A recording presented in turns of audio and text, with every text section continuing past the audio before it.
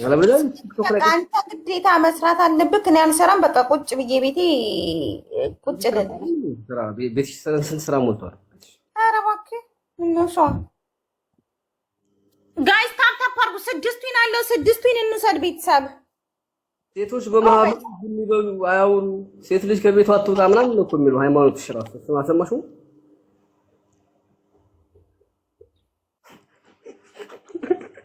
ቆለጭ አለሽ። መልስ ስጪ እንጂ። አይ እኔ አላቅም። እኔ ሴት ልጅ ከቤቷ አትወጣ የሚል እኔ አላቅም። እኔ አሁን ብትጠይቀኝ ማለት ነው ባኔም ስራ ቢሆን ምንም ተወራ ካለ እኮ ዝም ብለሽ ስትሰሪያን ነው። ውጭ ወጥተሽ መቼም ዝም አትይም አይደል? ግዴታ ታወሪያለሽ። አሮጀ እንዳንተ አይነት እንዳላይ ጌታ ይሆን ቁጭ በቤት ውስጥ እስረኛ ነኝ እንዴ? የራሴ ሱቅ አለኝ። ሱቄን እሰራለሁ። የመንግስት ሰራተኛ ኮንኩኝ የመንግስት ስራዬን እሰራለሁ ምናምን። እንዴ ምን ነው እናቴ? እኔ ቁጭ ብዬ አንተን እጅ ማየው ምን ነው እናቴ?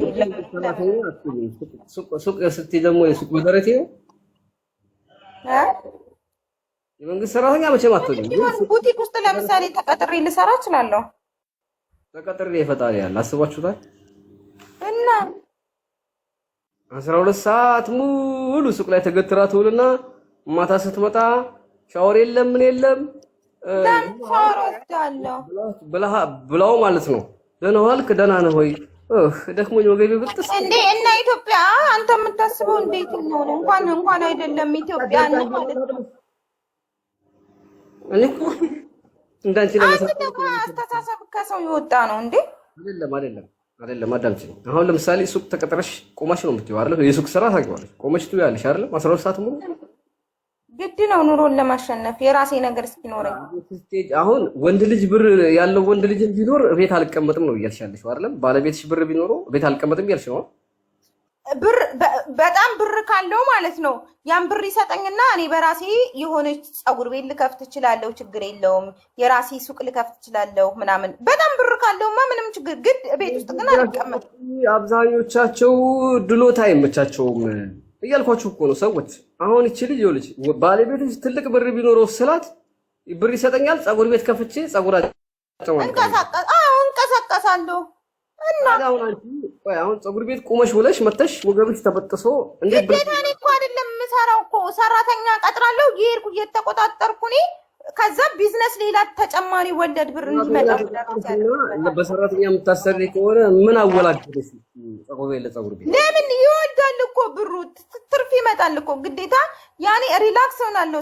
ስራ አለኝ ብዬ ቢሮዬ ስገባ የሆነ ቤቱ ቁጭ እንትን ምናምን ወጣ ብለህ እንትን ትላለህ። ስንት ብር ነው ፀጉር ቤት ሀዊ ለመክፈት? እሱ ምንም ሊሆን ይችላል እኮ አሁን ግን ባሬ በጣም በቂ ገንዘብ በጣም ሀብታም ከሆነ በዛ በሀብቱ እኔም የሆነ ነገር አድርግበታለሁ። ይቅርታ አድርግልኝና በጣም ሀብታም ከሆነ ወርቅ ቤት ብከፍትበት ሌላ ለራሴ ተጨማሪ ገንዘብ ይኖረኛል። ገባክ? ቤት ያለው የሰው ልጅ አያልቅም። ቤት ያለው ማን ይሰራል? ምን አለ? ቤት ያለው ማን ይሰራል? አንቺ ወርቅ ቤት ከፈትሽ ምናምን ብር አለው ሰውየው። አንቺ ወርቅ ቤት ከፍቼ ሰራተኛ ትቀጥራለህ። አንተ ራስህ እንደ ባለቤት ትሆናለህ፣ እንደ ማናጀር ሂሳብ ትቆጣጠራለህ ምናምን። ሱቅህን ሰራም ያልኩሽ ቤት ያለው ቤት የሚሰራ ስራ የለም እንዴ? ትሰራለህ። ምን ችግር አለው? 24 ሰዓት ሙሉ እዛ ላትሆን ትችላለህ እኮ ግዴታ ጊዜ ታመቻቻለህ። ለልጆች ጊዜ ትሰጣለህ፣ ለቤተሰብ ጊዜ ትሰጣለህ፣ የምትዝናናበት ጊዜ አለ። እማሚ መቼም አታገባም። እንደ ሀዊ አይነቱም ራሱ ቢያገባ በሶስተኛ ቀኑ በዱላ የዛሬ ዓመት አገባለሁ እኔ ልንገርህ ብዬ ነው። ለሰርግ ይጠራሃለሁ። ባለቤቷ ያሰብካት ካለ ራስን አጥፋ ሰውዬ። እውነቴን ነው የምልህ። አይሆንም። ወላሂ ነው የምላችሁ። ወላሂ እኔ በዚህ እድሜ ሀቢቢ የዛሬ ወንድ ልንገርህ፣ የዛሬ ወንድ ማለት ነው አይደለም ልስራ ብላና ማለት ነው ሆን ብለው ሚስት እያገቡ አረብ ሀገር እየላኩ ነው ሚስቶቻቸው ገንዘብ እንዲያመጡ። አይደለም ቁጭ በይ ልትል ኢትዮጵያ ላይ ያንተ ሀሳብ ሌላ ነው። አይደለም ቁጭ ብሎ እኔን ሊያበላና ሁለት ሶስት ሚስት እያገባ እንኳን እየላከ ነው። ለባሪያ ነው። እኔ አሁን እሱን እቃወማለሁ። ይሄም እኮ አልደላሽም። አሁን አንቺ ገንዘብ ካለው ሳስ ትሰራለህ፣ ፀጉር ቤት ትሰራለህ። ገንዘብ ተባከብሽ ብትባይ አሁን አንቺ ውጪ ሰርች ወጥቼ ካልተዋከፍሩ ነው ማታ እንዴት ብለሽ ባልሽ ጋር እንደምትተኝ ደግሞ አላውቅም። ቀን ሙሉ ቆማ የዋለች ሴትዮ ውጭ ወጥታ የቀን ስራ ስትሰራ የዋለች ሴትዮ ባለቤቷ ማታ ሲመጣ ፈገግታ ይኖራታል? አይኖራትም። ወገቤ ተበጥሶ የዛሬው ስራ ተወኝ እባክህ ተወኝ። ቆሜ እኮ ነው ያልኩት። ቆሜ ትልና በ12 ሰዓት እዛው ግንድስ ትላለች። አንተ ቁልጭ ቁልጭ እያልክ ሲደብርህ ሌላ ሚስት ታገባለህ። አራት ነጥብ። ቢመችሽ መችሽ ባይመችሽ ተጋደል ሌላ ሚስት።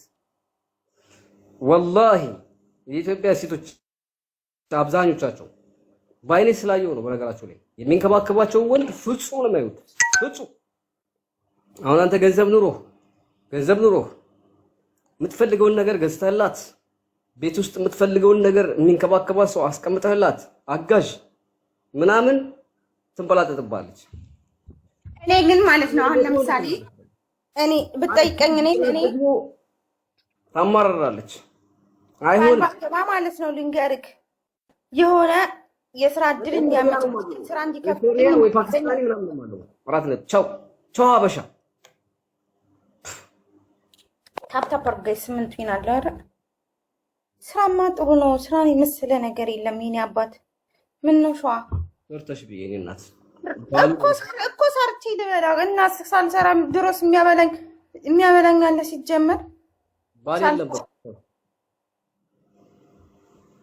ባል የለም ሳይሆን አንተ ይሄ የራስህ ብዙ ወንዶች አሁን ሲጀመር በተለይ አሁን ዘመን ላይ እኔ እሱ እያለው እኔ የሌለኝን ላያገባኝ ይችላል። ምን አለህ ነው እንኳን አይደለም ገጠር ራሱ መሬት አለሽ ወይ መዳሪያ አለሽ ወይ ተባብለው ነው እንትን የሌለው ሰው ምንም ነው መስራት መቻል አለብክ። ኑሮህን ለማቃናት ኑሮህን እንትን ለማለት ይበልጥ ብር እንታገኝ። የሰው ልጅ ፍላጎቱ አይሟላም።